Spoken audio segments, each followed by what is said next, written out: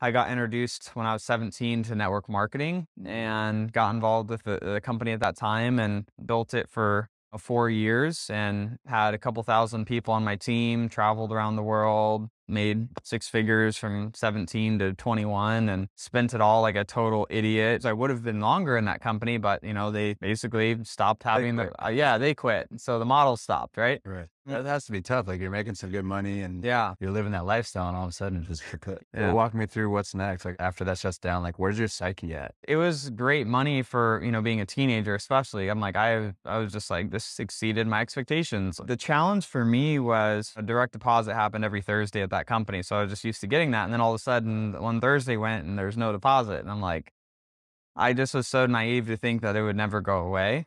So I wasn't set up financially to win because I would just spend everything. I was just like, oh, I'll just get another deposit next Thursday. It's fine. It doesn't matter. And so that's how I was acting, which is totally ignorant, but I didn't have any financial education at that point. That went away. I had this brand new Jeep. I had this BMW. I was living with a couple friends in like a 4,000 square foot house, like spending a lot of the money that I was making. And when all of that went away, I was like, oh shit. Like, this is not good. So basically went from, that to now it's gone. And then on top of everyone talking shit about, the company's gone, like told you you're an idiot, that whole thing. Right. So went through that and now there's no money. So now I had to sell my Jeep, the BMW. I had to break the lease at where I was living. Didn't damage any credit or anything because I just paid to break it. But, having to do all that, I spent all of my savings just because I had negative equity on these cars because I was an idiot and bought them brand new. Literally had to move back into my parents, sell everything down to my mattress.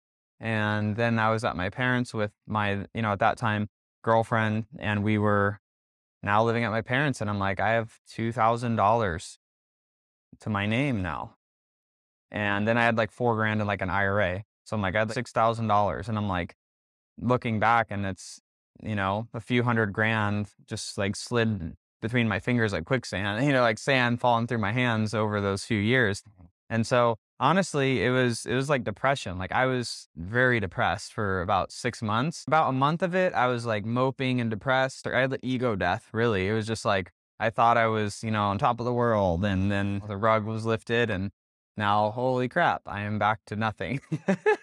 And I spent 4 years of my life getting a great education, personal development wise, but my finance management was horrible. What the hell do I do now? I was very confused. And so then I transitioned to real estate. I always was interested in real estate. Darren Hardy was always someone I looked up to, and he was editor-in-chief of Success Magazine, and he started as a real estate agent in his early 20s and, became super successful in that. And I'm like, all right, I want to invest in real estate. So I'm going to go get my real estate license. And so that was the next step. I'm like, all right, I'm going to go get my license, and then I'm going to have to start hustling this because you had your buffer, your moping time. Yeah. You're like, time to get back to it. Yeah, exactly. I'm just curious, like, are you grateful that all that happened? 100%. It was one of the best things that's ever happened to me. The fall, especially. Yeah. I mean, I find it interesting that, in those moments when we think it's the worst, we actually look back on it. It was the best. Oh yeah. Do I want to go through it again? Absolutely not. Yeah. Absolutely not. But because of that, it forced me into learning a lot of new things and then led me into like what I'm doing now.